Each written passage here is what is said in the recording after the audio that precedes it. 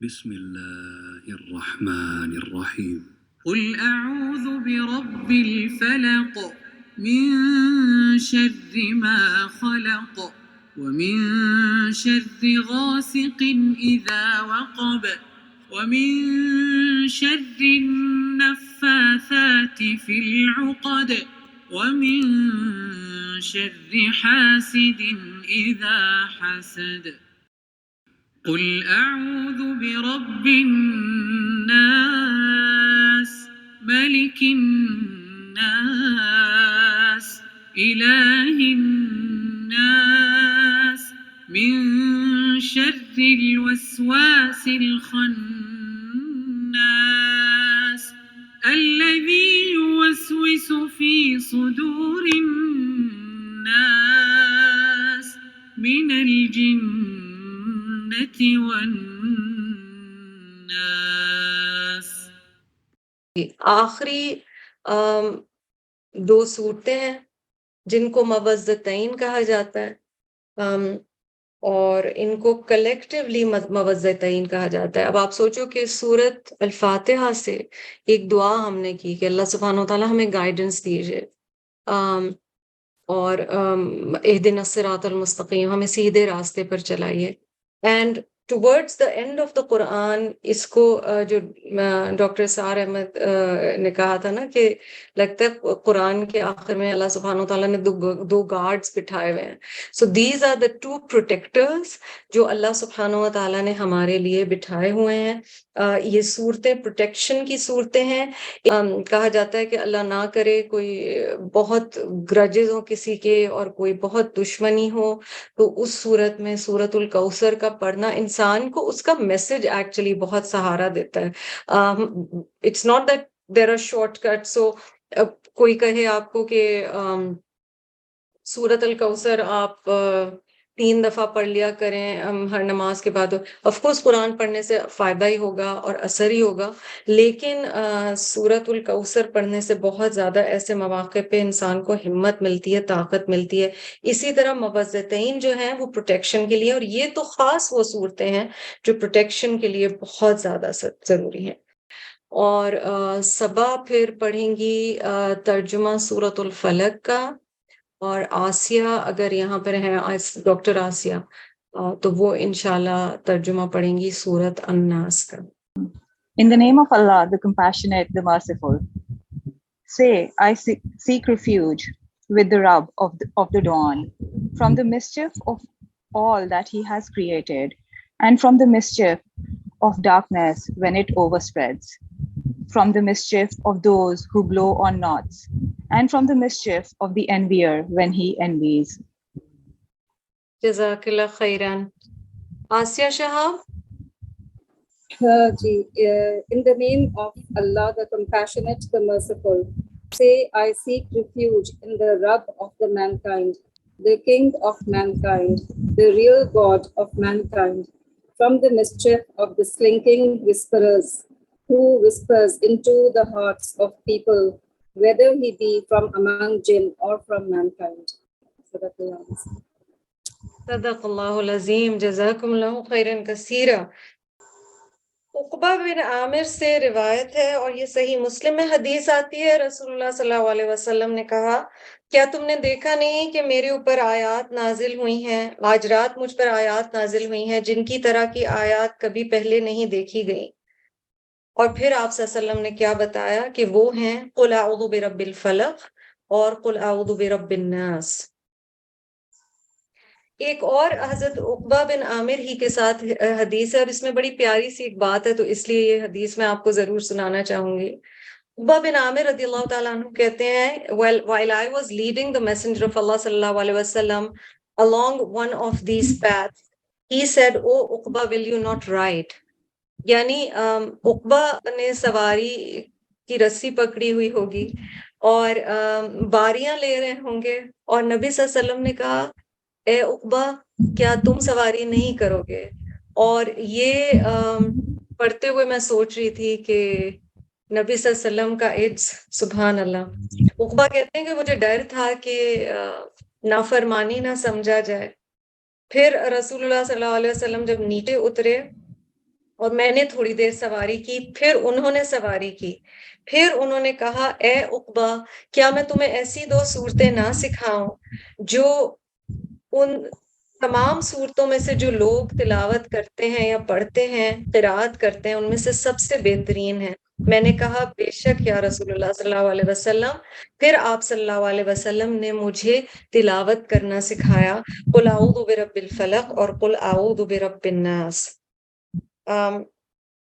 اور پھر اذان آئی اور رسول اللہ صلی اللہ علیہ وسلم آگے گئے اور امامت کی، اور انہوں نے یہ صورتیں تلاوت کی، اور پھر وہ میرے پاس سے گزرے اور پھر کہا what do you think او عقیب، اے عقیب تمہارا کیا خیال ہے؟ اچھا نام تو عقبہ ہے، عقیب کیوں کہہ رہے ہیں؟ یہ پیٹ نیم ہے، یہ لاڈ سے محبت سے، عقیب کا مطلب ہے چھوٹا عقبہ، تو لاڈ سے محبت سے آپ رسول اللہ صلی اللہ علیہ وسلم کا دیکھ رہے ہیں تعلق اپنے اصحاب کے ساتھ۔ And then he again said, recite these 2 surahs whenever you go to sleep and whenever you get up۔ یہ 2 صورتیں تلاوت کیا کرو جب تم سونے لگو اور جب تم اٹھو۔ اسی طرح آپ صلی اللہ علیہ وسلم کا طریقہ ہمیں بتایا گیا ہے۔ حضرت عائشہ بتاتی ہیں کہ رسول اللہ صلی اللہ علیہ وسلم جب بھی طبیعت نہیں ٹھیک ہوتی تو وہ موعظتین اپنے اوپر پڑھتے تھے، اور اگر بہت زیادہ جب تکلیف ہو جاتی تھی تو حضرت عائشہ رضی اللہ تعالی عنہا آپ صلی اللہ علیہ وسلم پر موعظتین پڑھتی تھیں، اور یہ کئی جگہ پر روایت کیا گیا ہے، بخاری میں، ابو داؤد میں، النسائی، ابن ماجہ میں۔ تو ان صورتوں کی بہت زیادہ اہمیت بتائی جاتی ہے۔ اس میں خاص طور پہ سورت الفلق میں نبی اکرم صلی اللہ علیہ وسلم پر جو جادو ہوا تھا، اور آپ کو پتہ ہے کہ جادو ہوا تھا، وہ والی بات بھی اس کی تفسیر میں آتی ہے کہ اس سے اللہ سبحانہ و تعالیٰ نے حفاظت فرمائی، اور آپ صلی اللہ علیہ وسلم کا بائی دا وے جو جادو ان پر کیا گیا تھا that was done with use of his hair، ان کے بال کنگھی میں سے لے کر استعمال کیے گئے تھے، which is why disposal of bodily things are something that should be taken care of۔ اس پہ ایک بڑی اہم بات ہے، کیونکہ آپ کو پتہ ہے اور یہ آپ سبھی ماشاءاللہ جانتے ہو کہ یہ دونوں صورتیں پروٹیکشن کی صورتیں ہیں، ٹھیک ہے؟ کس چیز کی پروٹیکشن؟ تو اگر ہم سورت فلق کی بات کریں، so you know this terminology جو ہم آج کل استعمال کرتے ہیں، کئی لوگ اپنے لیے بھی کہتے ہیں، کئی کسی اور کے لیے بھی کہہ دیتے ہیں کہ there is darkness inside this person، there's darkness inside me, you don't know the darkness inside me۔ Sometimes we'll say things like I have hidden demons، اور کافی یہ چیزیں ہم استعمال کرتے ہیں۔ بہت اہم ہے ان دونوں صورتوں کو سمجھنا۔ اٹس ویری ویری امپورٹنٹ کہ ہم سمجھیں کہ یہ پروٹیکشن ہمیں کس طرح سے کر رہی ہوتی ہیں۔ 2 طرح کی چیزیں ہمیں نقصان پہنچا رہی ہوتی ہیں، ایک ایکسٹرنل ہے اور ایک انٹرنل ہے۔ I think the first surah will talk more about external and the second will talk more about internal۔ لفظ اعوذ کو دیکھ لیجئے، آپ نے دیکھا ہوگا کہ جب ہم سورت بھی کوئی شروع کرتے ہیں تو ہم اعوذ باللہ من الشیطان الرجیم پڑھتے ہیں۔ قرآن میں بھی آیا ہے کہ اللہ کی پناہ مانگ لو شیطان الرجیم سے جب تم خاص طور پہ قرآن پڑھو، جب اس کی تلاوت کرو۔ اس پہ ضرور غور کیجئے گا، قرآن کا مہینہ اینڈ کی طرف جا رہا ہے، اللہ تعالیٰ ہمیں پھر رمضان نصیب فرمائے خیر اور عافیت کے ساتھ اور ایمان کی حالت کے ساتھ۔ جب آپ قرآن کے قریب آتے ہیں، آپ میں سے ایک اسٹوڈنٹ نے شیئر بھی کیا تھا ریسنٹلی، جب آپ قرآن کے قریب آتے ہیں تو بہت ساری ڈسٹریکشنز ہوتی ہیں، کئی ڈسٹریکشنز انٹرنل ہوں گی، کئی ڈسٹریکشنز ایکسٹرنل ہوں گی، اور یہ ہوتا رہے گا اور یہ سارے سفر میں ہوگا۔ اور ایک دفعہ بندہ قرآن پہ سے گزر جاتا ہے تو بندہ کہتا ہے اچھا میں نے اپنا ٹارگٹ اچیو کر لیا، بٹ ٹارگٹ یہ ہے کہ ہم اسی سفر میں رہیں جب تک ہم زندہ ہیں، قرآن سیکھنے کے اور اسے اپنے عمل میں لانے کی کوشش میں۔ اس ساری چیز میں بار بار کوشش ہوگی جو دوسری فورسز ہیں کہ ہم اس راستے سے ہٹیں، کسی طرح سے ہٹیں، ٹھیک ہے؟ تو پروٹیکشن ان سے بھی، اپنے نفس کی بھی پروٹیکشن اور باہر کی طرف سے بھی پروٹیکشن، دونوں طرح کی پروٹیکشن۔ لفظ اعوذ کو اگر دیکھیے، موعظتین کہا گیا نا، کسی چیز سے ایسے چپک جانا، حفاظت کے لیے چپک جانا کہ آپ اس چیز کو نہ چھوڑیں. اور عموماً اعوذ کا لفظ ان چیزوں سے حفاظت کے لیے استعمال ہوتا ہے جو نظر نہیں آتی. ٹھیک ہے؟ To cling to someone or something for protection and not let go against unseen things.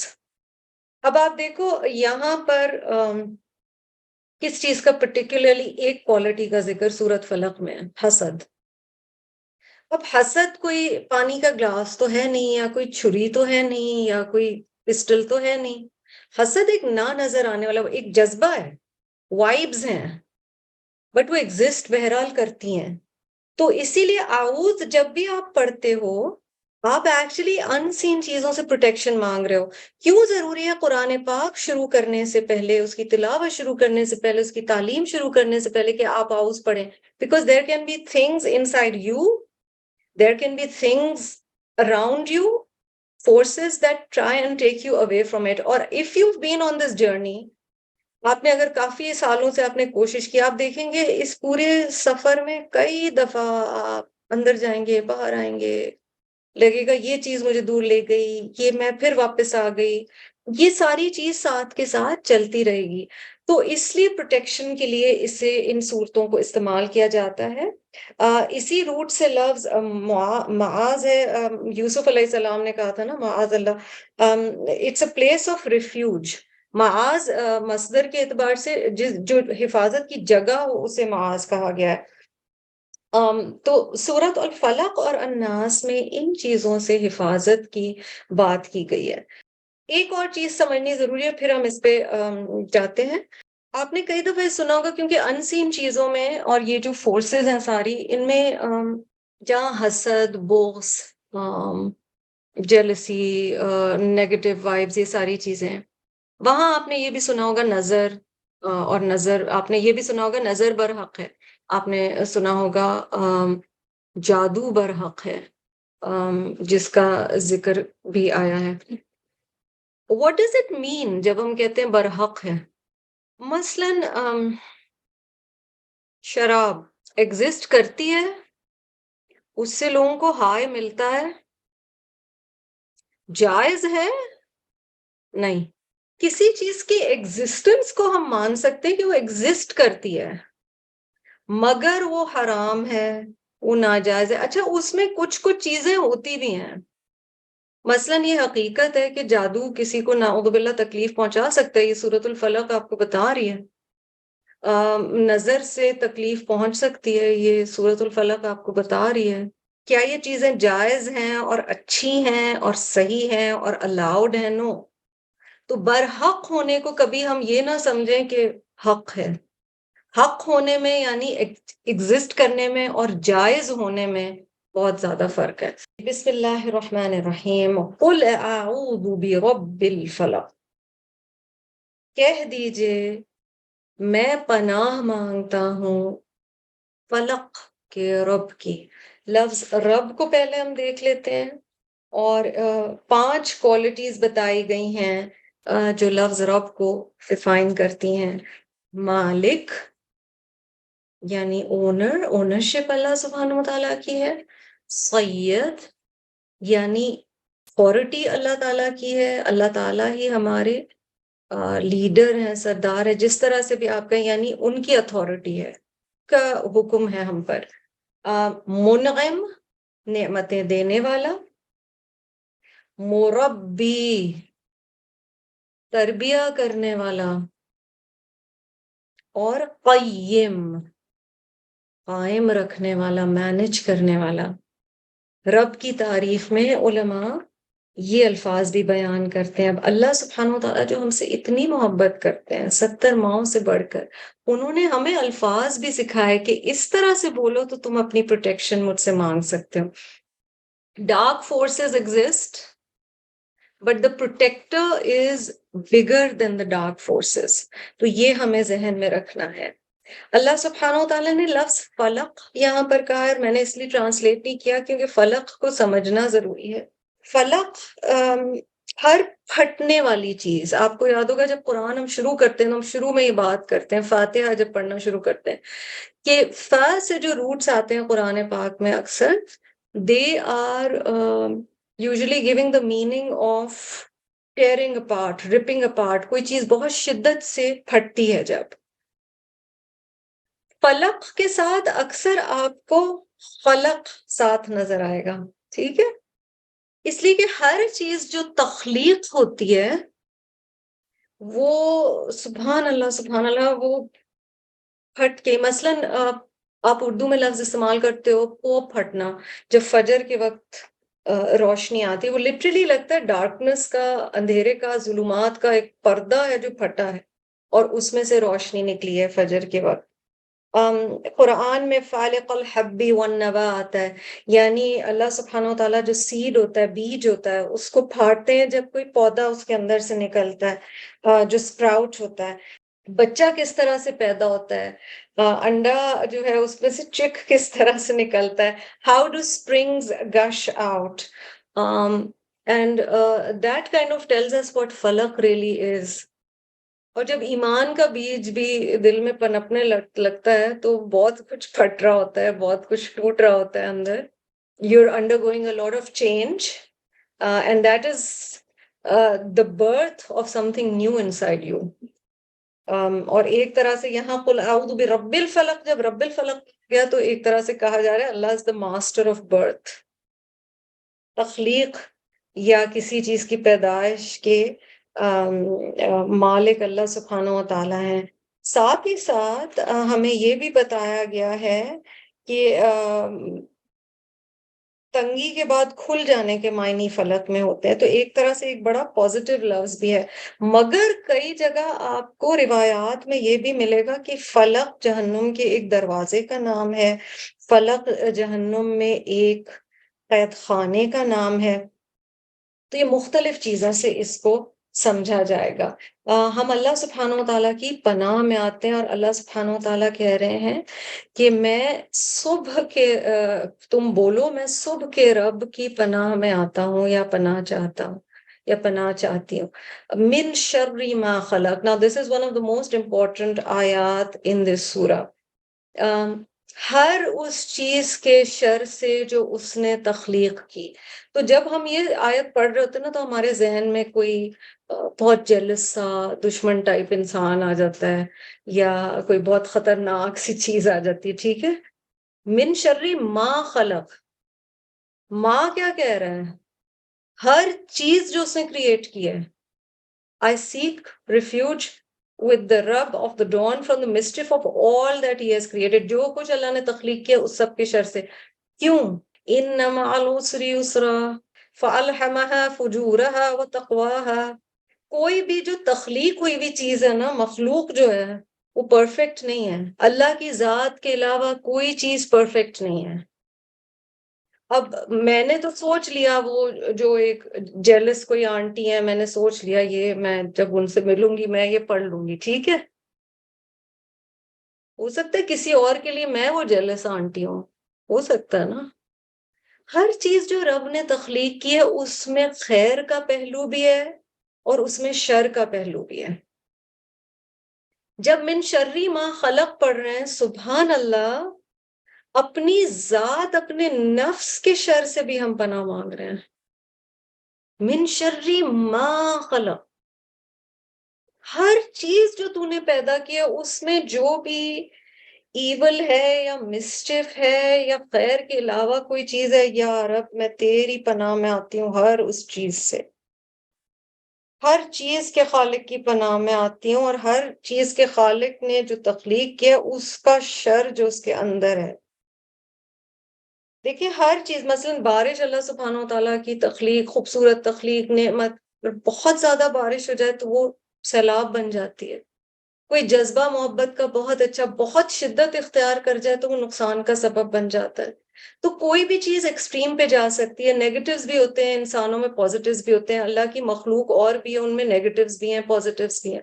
تو اس سب کی اب آپ سوچیں کتنی سالڈ اور کتنی آل انکمپسنگ, کتنی جامع دعا ہے کہ آپ کسی صرف ایک مخلوق سے یا حسد کرنے والے سے نہیں پناہ مانگ رہے ہیں, آپ اللہ کی پناہ چاہ رہے ہیں ہر چیز جو اس نے تخلیق کی اس میں جو بھی اگر شر کا پوٹینشیل بھی ہے. بہت پیارے رشتے ہیں آپ کے ارد گرد, وہ آپ کی زندگی بنے ہوئے ہیں رشتے، پر کئی دفعہ وہ رشتہ بہت تکلیف پہنچا سکتا ہے اور پہنچاتا ہے، اور وہ اس ما خلق کا شر والا پارٹ ہے۔ تو آپ جب یہ دعا مانگتے ہیں پروٹیکشن کی، تو آپ یہ سب، اسی لیے آپ صلی اللہ علیہ وسلم نے دعائیں جو ہمیں بہت ساری سکھائی ہیں، یہ والی دعا دیکھیے، اللہم انی اسألک خیرہا و خیر ما فیہا و اعوذ بک من شرہا و شر ما فیہا۔ یہ دعا ہمیں سکھائی گئی بارش کے وقت، کہ بارش میں جو خیر ہے اللہ مجھے مل جائے اور اس کے شر سے مجھے پناہ مل جائے۔ یہ ہر رشتے، ہر نعمت، مال بہت بڑی نعمت ہے، رب منعم ہے، اس نے یہ نعمت دی ہے، مگر مال کا شر بھی ہے نا۔ تو سوچ طلب بات ہے کہ اللہ سبحانہ و تعالیٰ نے کیا ہمیں زبردست چیز اس سورہ میں کس طرح کی پروٹیکشن دی۔ وَمِن شَرِّ غَاسِقٍ، اور شر سے اندھیرے کے، غاسق، from the mischief of darkness. نور کا اپوزٹ کیا آتا ہے قرآن میں؟ ظلمات۔ ظلمات بھی اندھیرے ہیں، نور اللہ سبحانہ و تعالیٰ کے ناموں میں سے ایک نام ہے۔ سو لٹرلی یہاں غاسقن ایسا اندھیرا جو پورا چھا جائے، اذا وقب، when it overspreads، جب وہ چھا جاتا ہے۔ علماء نے جو مینٹل ہیلتھ کے ایشوز ہیں نا، کئی مفسرین وہ ان کو اس آیت کے انڈر لاتے ہیں، غاسق اذا وقب، when say depression or, and I'm not saying it as a derogatory term, it's a very real thing, when any mental health issue or emotional or spiritual issue can covers a person's entire being، اذا وقب، وہ سارا چھا جاتا ہے، تو اس کے لیے بھی کہا گیا ہے۔ جب کوئی وقب کا لفظ آتا ہے کہ جب کوئی چیز اندر داخل ہو جائے اور پرمیٹ کر جائے، اندر جذب ہو جائے، کوئی نیگیٹو فیلنگ، کوئی نیگیٹو چیز، بہت ڈیپ ہے یہ سورہ۔ اس کے جو الفاظ چوز کیے گئے ہیں آپ دیکھیں گے بہت جگہ آپ کو قرآن میں نہیں ملیں گے۔ وَمِن شَرِّ النَّفَّاثَاتِ فِي الْعُقَدِ، اب یہاں کہا گیا کہ جادو کا پروبیبلی ذکر ہے، from the mischief of those who blow on knots، اور کالے جادو میں یہ کیا جاتا ہے کہ باندھ کے گرہیں اور اس پر کچھ پڑھ کر پھونکا جائے۔ نفثہ ہلکی پھونک کے لیے استعمال ہوتا ہے، نفخ کا لفظ بھی قرآن میں آتا ہے، نفخ وہ زور کی پھونک کے لیے استعمال ہوتا ہے۔ اچھا، عموماً نفثات کا ترجمہ کیا جاتا ہے کہ پھونک مارنے والی عورتیں، کیونکہ یہ فیمیل جینڈر میں یہاں پہ بات ہو رہی ہے، مگر کیونکہ یہ ایک صفت کے طور پر استعمال ہوا ہے تو میل یا فیمیل دونوں ہی ہو سکتے ہیں کچھ تفاسیر کے حوالے سے۔ تو کوئی بھی اگر ہارمفلی جادو یا کوئی ایسی چیز کرنا چاہے، اس سے انسان اللہ کی پناہ میں آ رہا ہے۔ وَمِن شَرِّ حَاسِدٍ إِذَا حَسَدَ، ایک ہی روٹ سے دو الفاظ آ رہے ہیں، ٹھیک ہے، فعل بھی آ رہا ہے اور اسم بھی آ رہا ہے، noun and verb both, which means this is a very important concept. Out of all the spiritual evils, jealousy کو لیا گیا ہے، اور jealousy کا بہت زیادہ تعلق کس بہت بڑے گناہ سے ہے۔ انا خیر منہ، یاد ہے شیطان کی jealousy جو تھی آدم علیہ السلام کے ساتھ، انا خیر منہ، اور اس تکبر کی وجہ سے پھر حسد تھا کہ اس کو یہ چیز ملی ہے تو مجھے کیوں نہیں ملی ہے۔ اور ابھی جو ہم نے 3 طرح کی دشمنیوں کے لیولز پڑھے سورۃ الکوثر میں، تو اللہ سبحانہ و تعالیٰ یہاں حسد کے سے حفاظت کی دعا ہمیں سکھا رہے ہیں۔ دل میں بھی حسد ہو سکتا ہے، اندر ہی اندر، اور وہ کھائے جا رہا ہوتا ہے اس بندے کو، خود کو بھی اور دوسرے کے لیے بھی نیگیٹو وائبس، اور پھر عملی طور پر بھی حسد ہو سکتی ہے، یعنی کسی اور کی نیکی یا اسے کچھ مل رہا ہو اس کو دیکھ کر جیلس ہونا۔ اللہ سبحانہ و تعالیٰ نے حفاظت کی دعائیں ہمیں سکھائی کیوں ہیں؟ اس لیے کہ یہ چیزیں ایگزسٹ کریں گی، مگر بار بار خود کو کیا یاد دلانا ہے؟ حفاظت کرنے والا نقصان پہنچانے والے سے زیادہ بڑا ہے، اور اللہ کے حوالے بندہ جب خود کو کر دیتا ہے انشاءاللہ اس سے سب سے بچ جاتا ہے۔ آخری سورہ کی طرف جاتے ہیں جی، سورت الناس. اور آپ سورت الناس میں اگر دیکھیں تو 1 2 3 4 5 ٹائمز 6 آیات کی سورہ ہے جی, اور اس میں 5 دفعہ لفظ الناس آیا ہے. سو دس از اے سورہ اباؤٹ می اینڈ یو. انسانوں کے بارے میں سورہ ہے, اور انسانوں کے بارے میں, اور نام بھی سورت الناس ہے, اور اس سورت پر قرآن پاک کا اختتام ہوتا ہے. تو ہمارا اپنا نفس, ہمارا معاشرہ, ہماری سوسائٹی, ہمارے دوست, we have to watch ourselves, otherwise we can slip away. تو اس لیے اللہ سبحانہ و تعالیٰ نے ناس کے شر کے بارے میں ہمیں یہ سورہ سکھائی ہے. بسم اللہ الرحمن الرحیم. قل, کہہ دیجئے, اعوذ, میں پناہ میں چاہتی ہوں یا میں پناہ چاہتا ہوں, برب الناس, انسانوں کے رب سے. سب سے پہلے تو آئیڈینٹیفائی ہو گیا کہ اللہ سبحانہ و تعالیٰ کی ہماری زندگی میں پوزیشن کیا ہے. ملک, بادشاہ, الناس, انسانوں کا. جو رب کے 5 معنی بتائیں اس میں یہ بھی شامل ہے. پھر سب سے امپورٹنٹ, عبادت کس کی جائے, ہم عبد کس کے ہیں, الہ الناس, انسانوں کے الہ کی, the only deity we worship.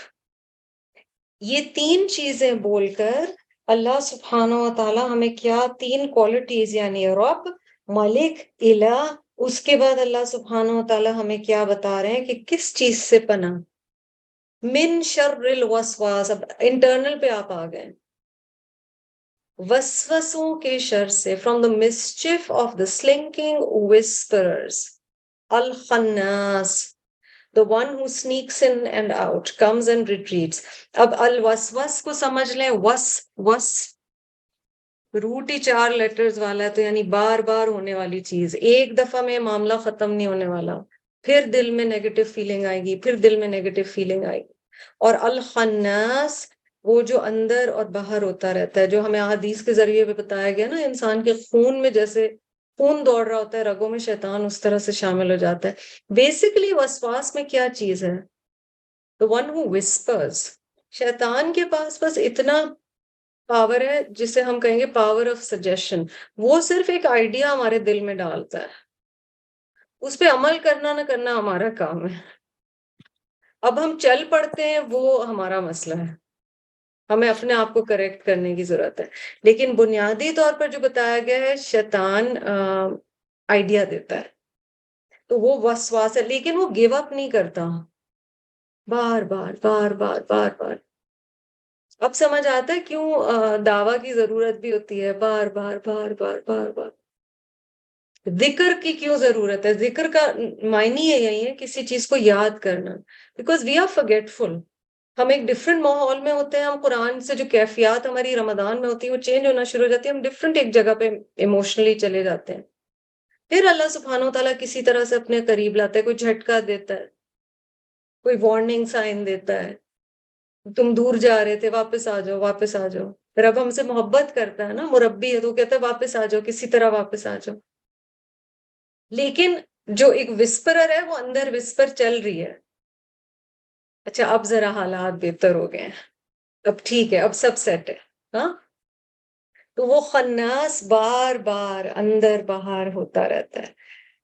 الذی یوسوس فی صدور الناس, صدر, انسان کی سوچ کا محور, انسان کا سینہ. بہت جگہ قرآن میں صدر کے حوالے سے بات ہوئی ہے. ہم قرآن پڑھنے سے پہلے دعا کرتے ہیں, رب اشرح لی صدری, یا اللہ میرا دل کھول دے, میرا سینہ کھول دے, تاکہ یہ کلام اندر جا سکے, میں سمجھ سکوں. یوسوس فی صدور الناس, اور صرف انسانوں میں سے نہیں ہے, من الجنة والناس, ایک مخلوق میں سے نہیں. اللہ کی 2 مخلوق ہے جسے فریڈم آف چوائس یعنی اختیار کا حق دیا گیا, راستے دکھا دیے گئے اور پھر زبردستی نہیں کی گئی, اختیار کا حق دیا گیا. فیلنگز میں نیگیٹیوٹی آنا, بار بار وسواس. وسوسہ کے معنی یاد ہے کسی کو؟ جب ہم نے یہ تفسیر پہلے پڑھی تھی پرانے اسٹوڈنٹس نے, جب ہوا پتوں میں سے گزرتی ہے اور جو ایک رسل کی آواز نہیں آتی فال میں, وہ ہے وسوس, انفیلٹ. آپ کو پتہ بھی نہیں چلتا, آپ اچھا خاصا پازیٹیو جا رہے ہوتے ہیں, پھر آپ کے دل میں کسی کے لیے ایک نیگیٹو چیز شیطان ڈال دیتا ہے. بندہ پھر اس پہ چل پڑتا ہے. ہمارا مسئلہ یہ کہ اگر ہم چل پڑے اس پہ اور اگر ہم نے اسے اوائڈ کر لیا اور وہیں پہ سٹاپ کر دیا, اس پر عمل نہیں کیا, تو انشاءاللہ بچت ہو جاتی ہے. اللہ تعالیٰ جب آپ قرآن کے اینڈ کی طرف جا رہے ہوتے ہیں تو اللہ سبحانہ و تعالیٰ ہمیں یاد دہانی کرا رہے ہوتے ہیں کہ قرآن ہاتھ سے وسوسوں کی وجہ سے نکل نہ جائے. یہ جو کچھ رمضان کے مہینے میں تم نے کمایا ہے یہ ضائع نہ ہو جائے, اس کو مینٹین کرو. رب قیم ہے نا, مینٹین کرتا ہے ہمیں. تو اللہ کی جو نعمتیں ہمیں ملتی ہیں ہدایت کی صورت میں, انہیں بھی مینٹین کرنے کی ضرورت ہے. ہم ہمیشہ دعا دیتے ہیں جب کوئی حج کر کے آتا ہے, عمرہ کر کے آتا ہے, مبارک ہو, قرآن مکمل ہوتا ہے, ایک دفعہ ہم کہتے ہیں مبارک ہو. واقعی اللہ تعالیٰ برکات عطا فرمائے. ایک جو اس دعا کا حصہ بنانا چاہیے وہ یہ ہے کہ اللہ سبحانہ و تعالیٰ آپ کو جو کچھ آپ نے کمایا ہے اس کی حفاظت کرنے کی توفیق دے, آپ سے ضائع نہ ہو جائے جو عمرے یا حج یا رمضان میں آپ نے کمایا ہے. کیونکہ وہ کوئی میراتھن تو ہے نہیں کہ آپ نے بھاگا بھاگا بھاگا اور آپ نے وہاں جا کے ہاتھ لگا لیا اور آپ نے کہا ڈن مبارک. یہ تو بڑی قیمتی چیز ہے نا جو اللہ دے دیتا ہے ہم جیسوں کو, اور پھر بندہ زندگی بھر اس کی حفاظت میں لگا رہے. Anything that is precious and the Rabb gives you, you have to maintain it, protect it, safeguard it, take care of it. ایمان is like that too. الحاج بننے کے لیے ہم حج نہیں کرتے, اس سے جو ہم سب کچھ سیکھ رہے ہوتے ہیں نا ہم اس کے لیے حج کرتے ہیں. جو مغفرت کی امید ہے اس کے لیے حج کرتے ہیں, اور پھر اسے مینٹین کرنا ہوتا ہے. تو اللہ سبحانہ و تعالیٰ سے دعا ہے کہ اللہ تعالیٰ قبول فرمائے یہ جو سب کچھ پڑھا گیا, اور اللہ تعالیٰ ہمارے لیے آگے آسانیاں کرے کہ ہم قرآن پر چل سکیں. اللہ تعالیٰ ہمارے لیے, ہماری فیملی کے لیے, ہماری ذریت کے لیے خیر اور عافیت کا معاملہ فرمائے, ان کو نیکی کے راستے پر رکھے, ان پہ اپنی رحمت نازل فرمائے. اللہ تعالیٰ آپ سب کو ہمیں صحت کے ساتھ رکھے, عافیت کے ساتھ رکھے, ایمان کے ساتھ رکھے انشاءاللہ تعالیٰ. جزاکم اللہ خیرا کثیرا, وآخر دعوانا الحمد للہ رب العالمین. سبحانک اللہم وبحمدک, نشہد ان لا الہ الا انت, نستغفرک ونتوب الیک. السلام علیکم ورحمۃ اللہ وبرکاتہ.